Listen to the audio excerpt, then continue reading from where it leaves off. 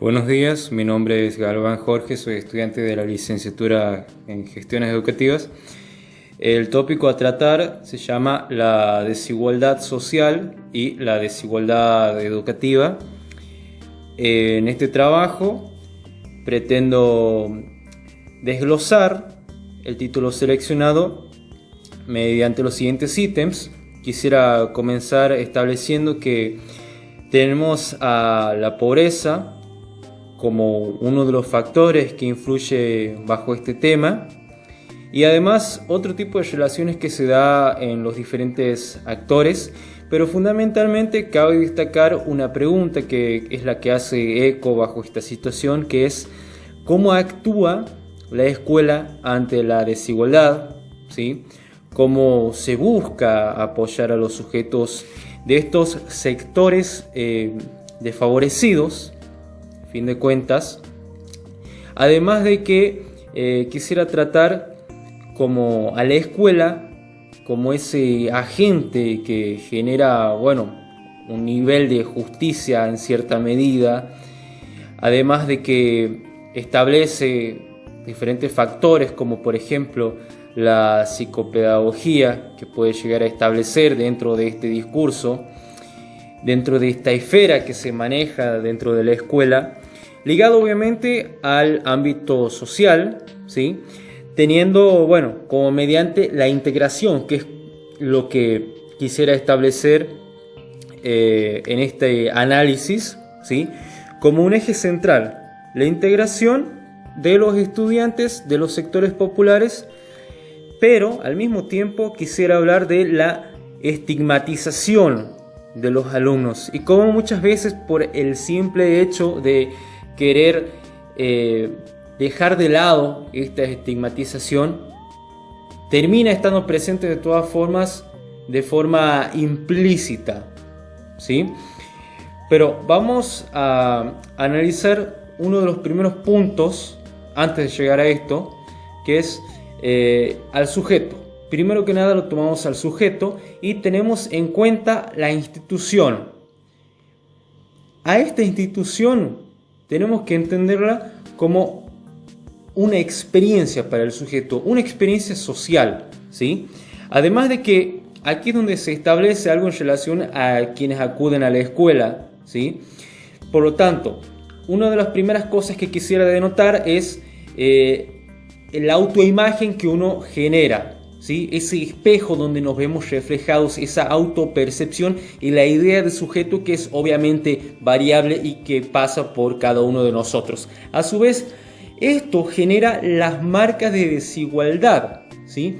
Que es algo que se da en diferentes sujetos. ¿A qué voy con esto? A que estas marcas de desigualdad las tenemos en los factores, por un lado, de desocupación, que se relaciona directa o indirectamente con la pobreza. A su vez, recuerdo la figura institucional, esta figura de la escuela, como una institución que debe incluir, no debe dejar a nadie afuera de la misma, ¿sí? Estos sujetos que se incluyen traen consigo un historial, ¿sí? Traen consigo una serie de redes de experiencia que conforman su subjetividad. Y un autor que plantea la subjetividad es justamente Tenti Fanfani, cuando nos habla de una educación rica que se da obviamente en un contexto, digamos, una escuela rica para los ricos y una sociedad con una escuela pobre para los pobres. Hoy en día el autor establece, y es una fuerte realidad, que la escuela está preparada para intentar combatir esto, pero también hay que tener en cuenta de que la sociedad hoy en día está más desigual, hay un aumento de desigualdad. Por otro lado, hay conceptos importantes que quisiera rescatar, como es el concepto que nos brinda Richard Sennett, que nos brinda un análisis sobre la corrosión de carácter, ¿sí? Donde fundamentalmente tenemos al trabajo como algo que nos demanda bastante tiempo, inclusive bajo factores como la presión o quizás ser esclavo del tiempo bajo estos parámetros de trabajo, generando ese desequilibrio entre lo laboral y lo cotidiano del sujeto por el simple hecho de intentar luchar y sobrevivir. También hay que tener en cuenta que este trabajo, si bien es relacionado con la idea de progreso, también nos trae a la larga este tiempo de incertidumbre en la sociedad, porque teniendo en cuenta el hecho de que en la sociedad el cambio es lo único que prevalece, nos vamos a enfrentar siempre a los diferentes sectores que establecemos. Además de que en las nuevas generaciones se puede establecer o quizás no y tener el progreso obtenido, pero también sigue estableciéndose la incertidumbre como un factor que puede ser completamente variable. Podemos tener la incertidumbre en los mercados, por ejemplo, y inclusive en algo tan simple como las relaciones sociales. Por otro lado, tenemos un análisis que nos brinda Pierre Bourdieu, que nos habla de una tragedia social. En esta tragedia social tenemos un orden que se mantiene y un orden en el cual parecemos ser todos cómplices, que es como si fuese que todo está predestinado, ¿sí? Quizás, y esto es algo que parece ser una especie de círculo vicioso, donde tenemos a la imagen del pobre como alguien dominado, como alguien que tiende a ser una persona desconectada de la cultura, o inclusive alguien que puede caer bajo los parámetros de la desculturalización, por ejemplo. Esto que lo observamos y que quizás queramos no caer bajo parámetros de estigmatización, lo terminamos realizando quizás de forma inconsciente, porque tenemos un concepto muy importante que nos brinda dicho autor en relación a la violencia simbólica. Esto se da cuando el pobre asume lo que es, asume la mirada a lo que puede llegar y no aspirar a más, dado que está, por el simple hecho de ser pobre, está destinado a ser pobre. Pero ¿qué pasa? La escuela, si bien es un agente de integración, a veces parece que se impone esto en contexto escolar como una figura completamente arbitraria, pero sin embargo, y cabe resaltar al docente que intenta enfrentarse a esto, parece caer bajo la figura de una especie de Don Quijote. Podemos aludir a esta metáfora como la lucha contra ese algo que está ahí y que parece ser invisible para los ojos de algunos, pero de que está presente, está. Algo que me permite a mí relacionar esto es la miseria social. Hablamos de un sujeto miserable que parece estar predestinado y que parece no tener otra salida, otro camino. Retomando con la idea del contexto escolar, de la escuela de por sí, para dar paso a lo que sería la trayectoria escolar, tenemos a un sujeto que es impactado, como decía anteriormente. ¿Impactado por qué? Por las expectativas de lo que es y lo que puede llegar a ser, o quizás no, porque como decía anteriormente, es la mirada y la autopercepción que tiene el pobre. ¿Por qué hablamos de esto? Porque al hablar del tópico sobre de que hay una desigualdad social y que por ende hay una desigualdad en términos escolares, una está estrechamente relacionada con otra. Lo que sucede en la sociedad de alguna manera repercute en la escuela. Algo que repercute fundamentalmente y de manera sólida es la violencia social, que muchas veces parece ser aceptada, tanto por niños o por jóvenes, o por quienes las podemos apreciar, que podemos observar. Aquí se puede ver algo fundamental y una realidad inclusive cruda, que se trata nada más y nada menos que de la supervivencia de estos niños y de estos jóvenes. Por lo tanto, algo que hay que tener en cuenta para intentar cambiar esto, para mostrar esta lucha, quizás repitiendo la figura del docente como una figura relacionada a Don Quijote, es entender que la escuela tiene el poder de nombramiento enorme, por un lado, y que a su vez que la escuela construye la subjetividad. Entendemos la subjetividad como un proceso de redes de experiencia de la cual es diferente en cada sujeto. La escuela construye esta subjetividad y por lo tanto podemos llegar a apreciar lo que sería el poder simbólico que se tiene de por medio. Porque el poder simbólico es una construcción de la realidad educativa. Tenemos realidades que se clasifican, tenemos una nominación de esta, tenemos la categoría que nos remite nuevamente a lo que planteaba hace unos momentos. Al alumno pobre en contraste de un alumno en una mejor posición económica. Pero no me refiero solamente, y no quisiera limitarme a una posición económica, obviamente en términos de dinero, porque también quisiera analizar, también por otro lado, nombrar a ese capital cultural que también es muy importante tenerlo en cuenta.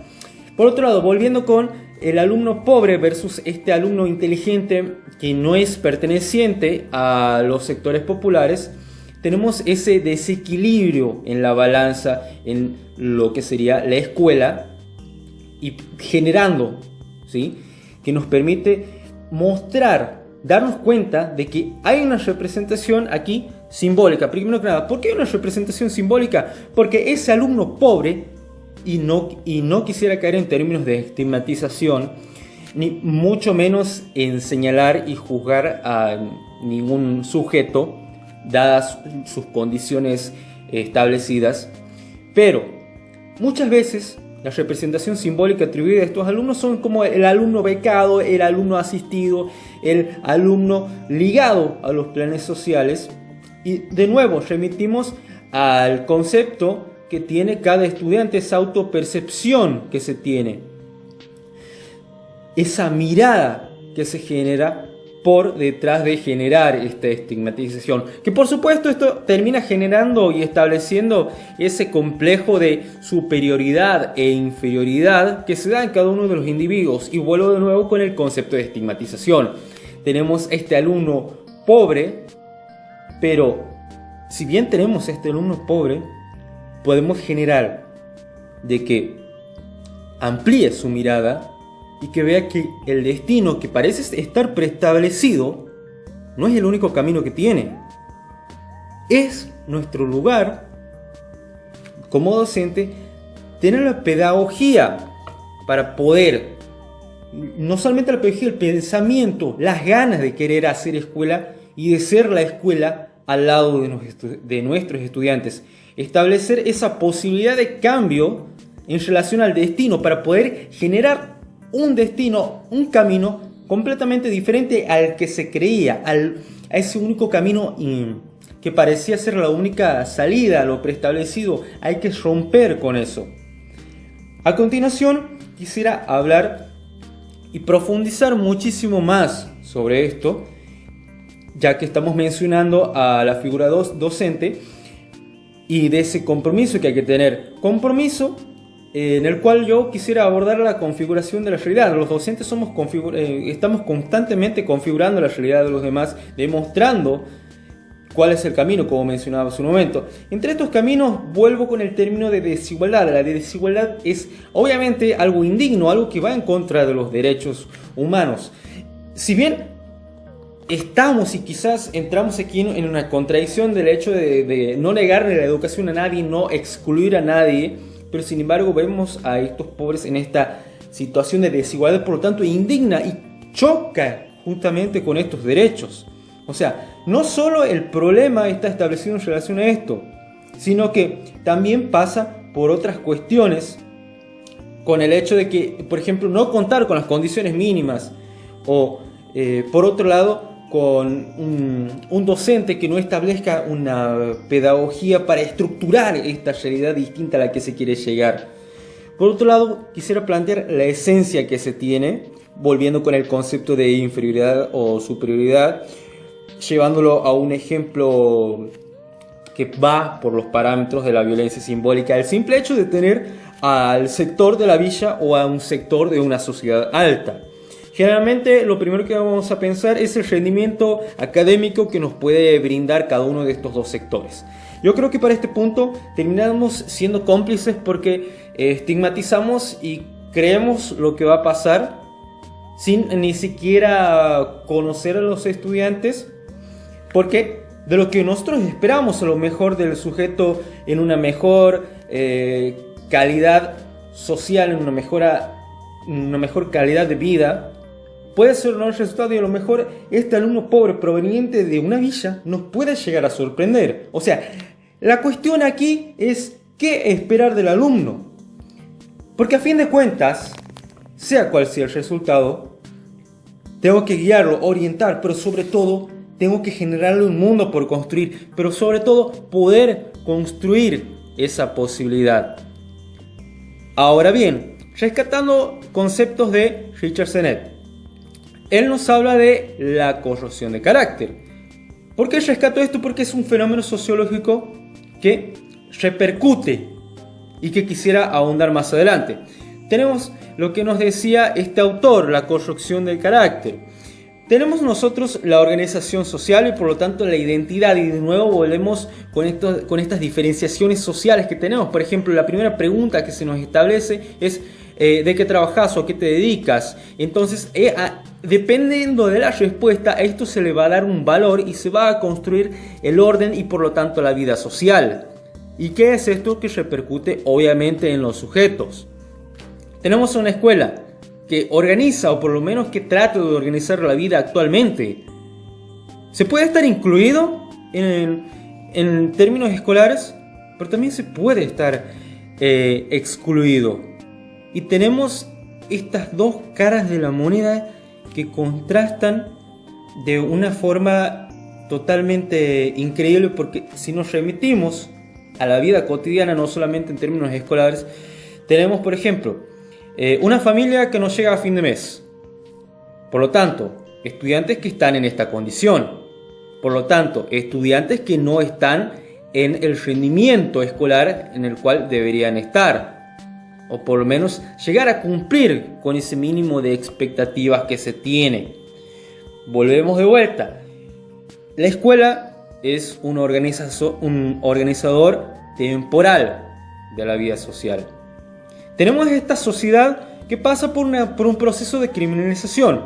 Sucedió históricamente, sigue sucediendo ahora con la actual pandemia que estamos atravesando, y por lo tanto vemos un incremento de desigualdad en el camino a esta escuela. Entonces, cabe pensar y cabe rescatar qué es lo que va a repercutir, qué es lo que está repercutiendo, mejor dicho, en esta sociedad y cómo va a ser contrarrestado, por otro lado, por la escuela. Tenemos este desafío por buscar nuevamente esta igualdad y por buscar este horizonte de posibilidades. Hay un concepto muy importante que quisiera rescatar en estos momentos, que nos habla, por ejemplo, de la miseria del mundo, que también lo habla Bourdieu, y de los cuales lo podemos ver reflejado en lo que está sucediendo ahora en estos términos escolares, con estos estudiantes que, como mencionamos en un momento, tienen esta autopercepción de pobre, porque no solamente es porque está en la situación que está, sino que vuelvo de vuelta con esta imagen, con este espejo que tiene de sí mismo. Tenemos esta sociedad contemporánea atravesada por esta desigualdad, que quizás suene duro decirlo, pero que mata o ataca de forma muy directa al sector popular. Esto nuevamente repercute en el destino escolar. Pero también tenemos la experiencia social que vamos a fabricar con los sujetos. Este tiempo que lo tenemos como indefinido, nuevamente rescato la actual pandemia, porque no sabemos qué es lo que va a pasar. ¿Qué va a pasar con el capital, tanto económico como cultural? ¿Cómo va a impactar en esos padres? Hablando de estos padres de los sectores populares, ¿cómo va a ser la continuidad pedagógica sobre la vida escolar? Y no solamente la vida escolar, sino también la dimensión emocional que va a ser generada en estos sujetos. ¿Cómo vamos a reconstruir? ¿Cómo va a ser el docente para reconstruir?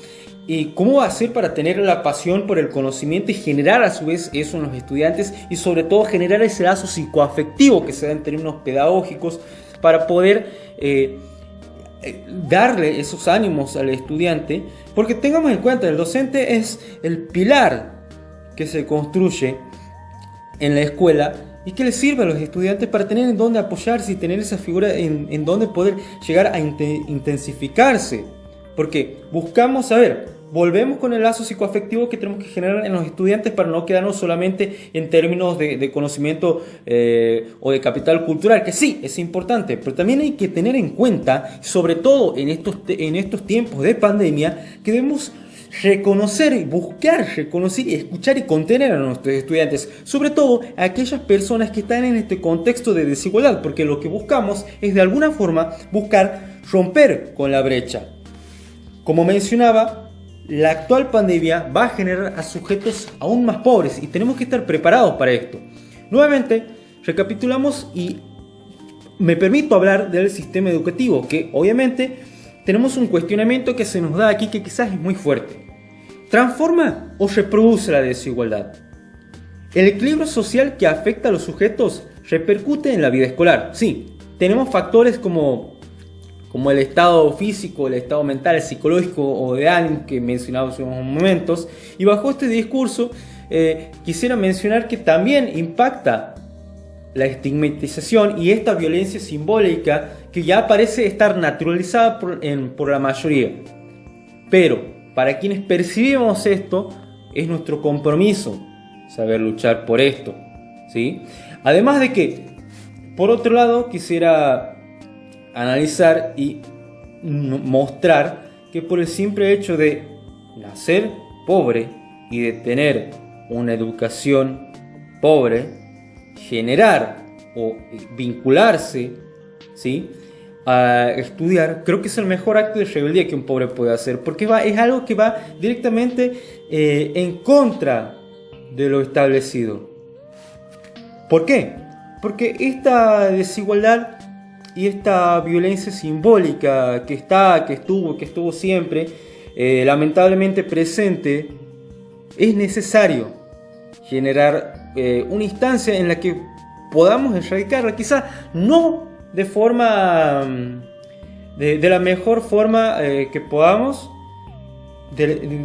tratar de erradicarla de una forma definitiva, pero sí podemos darle lucha. Podemos empezar hoy para poder crear esas realidades, para poder progresar en el ámbito académico, de lo que pretendemos, de lo que queremos, de nuestros estudiantes, porque como docente queremos lo mejor para ellos, queremos que les vaya bien, que tengan esas competencias, que adquieran esas competencias y aún más, que tengan esas ganas de querer seguir aprendiendo. Pero me vuelvo con el concepto de estigmatización. Supongamos que tenemos un aspirante docente proveniente del sector popular, o que quizás que siendo niño ya desde su infancia tuvo claro de que su sueño era ser docente, por ejemplo. ¿Por qué tenemos sectores en la sociedad provenientes obviamente que están establecidos bajo otra clase social, que creen que a lo mejor no tienen el capital cultural suficiente o que nuevamente los deposita bajo esta esfera de estigmatización? La gran pregunta aquí es, ¿por qué generalizar? ¿Por qué esta estigmatización? ¿Por qué seguimos generando este efecto dominó en la sociedad para poder seguir lamentablemente transmitiendo este pensamiento que obviamente es un pensamiento y una creencia completamente errónea? ¿Por qué? Nuevamente, violencia simbólica. No solamente, si bien el concepto de violencia puede pasar por la conducta que tenga el sujeto, esto también está dado de una manera en la cual está dada de forma implícita, dada de forma en la cual pareciera que somos cómplices. Por lo tanto y vuelvo e insisto sobre esto, luchar, crear, insistir en que el cambio es posible, aunque sea un cambio mínimo, pero ya habremos cambiado algo.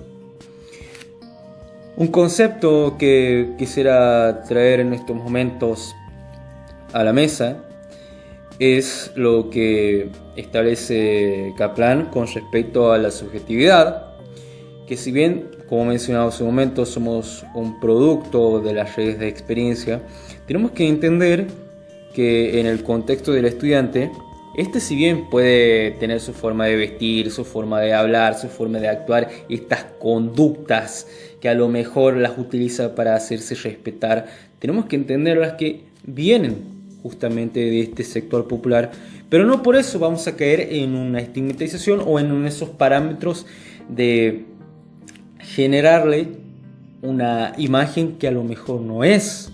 No puedo, como dice el dicho, juzgar un libro por su portada, porque no sé qué puedo esperarme de este estudiante. Si bien quizás podamos entender a estas conductas de los estudiantes de los sectores populares como un patrón de seguimiento de conducta que generalmente se da mediante la imitación y de, entre comillas, asumir aquello que está bien de generación en generación, si lo llevamos por términos piagetianos, tenemos que entender y conceptualizar que no podemos caer en estereotipos. Vamos con la construcción social del alumno. Tenemos que tener esta figura y por lo tanto una expectativa de este. ¿Qué puedo esperar de mi alumno? Un sujeto vulnerable, un sujeto que lucha, un sujeto con un único futuro posible, o mostrarle, incluirlo y demostrarle que hay futuros simbólicos posibles. Esa lucha que tenemos contra el fracaso, ¿sí? Para no pensar, y vuelvo de nuevo porque todo parece ser un círculo vicioso en términos obviamente sociales, pero también esta estigmatización y este círculo que parece darse en los pobres o en la gente de los sectores populares. El hecho de pensar que una persona de un padre obrero, el hijo va a ser necesariamente un hijo obrero. Nada nos garantiza eso. Podemos a lo mejor brindarle el apoyo que está necesitando este estudiante para que pueda ascender en una categoría académica aún mayor a la esperada. No necesariamente esto se va a dar así y no quisiera caer bajo los términos de una estigmatización nuevamente. Ahora bien, una pregunta que me quisiera hacer es: ¿el alumno pobre escapa de su destino? Es una pregunta que puede generar varias respuestas, pero mis conclusiones son de que la transformación desde la escuela crea estas posibilidades. Queremos creer de que damos ese abanico de posibilidades para darle a nuestros estudiantes.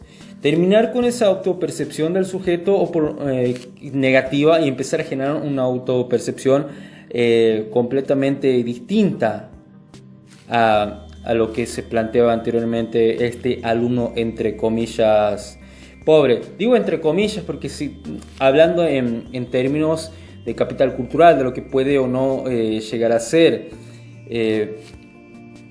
como mencionábamos en un momento, esto se debe generar de forma temprana o inclusive en contraposición a esto, darse en cualquier momento de este sujeto pobre, pero que se dé, que tenga ese mínimo de oportunidades, que no haya algo que obstaculice al alumno. Algo fundamental que yo considero es el diálogo que hay que tener con los alumnos, sobre todo más aún en estos temas de pandemia y sobre todo con estas personas que provienen de este sector popular, con estos sujetos, cómo vamos a trabajar, porque también otra pregunta que surge es si el alumno es pobre y por lo tanto es considerado no inteligente. Y yo quisiera decir que no existe relación entre ambos factores. Sin embargo, está nuevamente presente esta estigmatización y el hecho de juzgar sin conocer al sujeto aumenta este punto de vista. La inteligencia no se mide por lo que se hace, sino por lo que va a hacer o por esos pasos que se va a dar hacia aquello de lo que realmente es capaz nuestro estudiante. Eso es lo que quisiera plantear. Por lo tanto, ¿caemos bajo juicios de inteligencia? Sí, caemos bajo esos juicios, obviamente. caemos hasta el momento en el que vemos el resultado. Una de las conclusiones que yo llegaba es, por ejemplo, el error de limitar al alumno, de juzgar su capacidad, de no ver el potencial que tiene el estudiante y por lo tanto de generarle una autopercepción mala, porque puede, ¿sí?, el docente poner un límite o directamente mostrarle, generar en pos de una pedagogía aplicada a los estudiantes que se dé como competencias, por ejemplo, a desarrollarse, que es algo que yo le tengo que generar. Vuelvo de nuevo con el concepto de generar este mínimo de oportunidades, darles las competencias necesarias para poder prepararlos. Y quizás, como mencionaba, algo todavía con más peso, mi alumno. Pero lo que yo no tengo que hacer es juzgarlo de manera previa. La inteligencia de por sí no es algo definitivo. Yo creo que es una conclusión a la que llego luego de leer el material, es que la inteligencia se cultiva, se activa, se la trabaja, se la practica, se la tiene como algo a cultivar, algo a cuidar, sobre todo algo a llevarlo, digamos, al enfoque de los estudiantes. Sobre todo, tratar de dar este refuerzo a estos estudiantes del sector pobre. Pero, ahora bien, la pobreza no es inferioridad. No es, puede que se carezca de algo material, pero eso no implica las competencias que se puede llegar a tener. Y por lo tanto, esto simplemente es una condición, pero esto no quiere decir que vaya a necesariamente afectar la trayectoria escolar del estudiante. Como digo, la escuela está nuevamente ante esta posibilidad de no estigmatizar a los estudiantes, apoyar a este sector, porque a fin de cuentas, si se apoya este sector, se adquiere un capital cultural y por lo tanto le podemos garantizar un futuro mejor a ese futuro preestablecido que el estudiante del sector pobre conocía y que por lo tanto le generaba esa incertidumbre, porque es el único camino que aparentemente conocía. Nuevamente, rescatando el concepto de estas marcas de desigualdad histórica que se dan en nuestro país, se han generado antes, se están viviendo ahora. Si puedo hacer si pudiera mencionar a modo de ejemplo la década de los 90, el contexto socioeconómico que nos ha dejado atravesado la época, esa descentralización que se produjo en sus momentos, sobre todo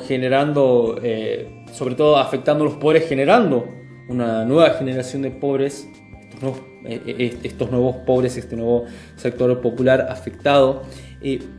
Se sigue atravesando históricamente con lo que estamos viviendo actualmente con esta pandemia, sobre todo pensar en cómo esto ha afectado a los sectores pobres, este sector popular, y cómo vamos a remar. Por eso es que se habla de una nueva pedagogía que se viene.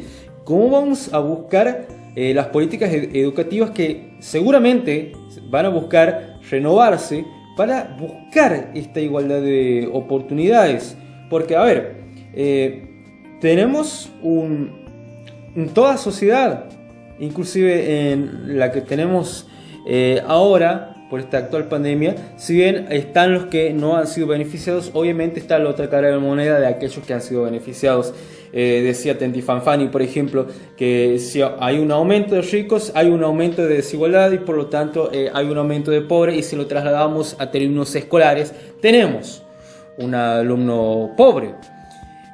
Pero rescatando los aportes de dicho autor, tenemos una escuela como un mundo aparte de todo esto, que busca generar otra forma de actuar, de intentar defenderse, de intentar llegar a un pensamiento y a una forma correcta de actuar, brindando estas herramientas para poder contrarrestar lo que sucede en la sociedad, pues dado que todo problema, como mencionaba anteriormente, que surge en la sociedad, la escuela de alguna forma tiene que buscar o dar o intentar dar una respuesta para poder generar esa lucha constante.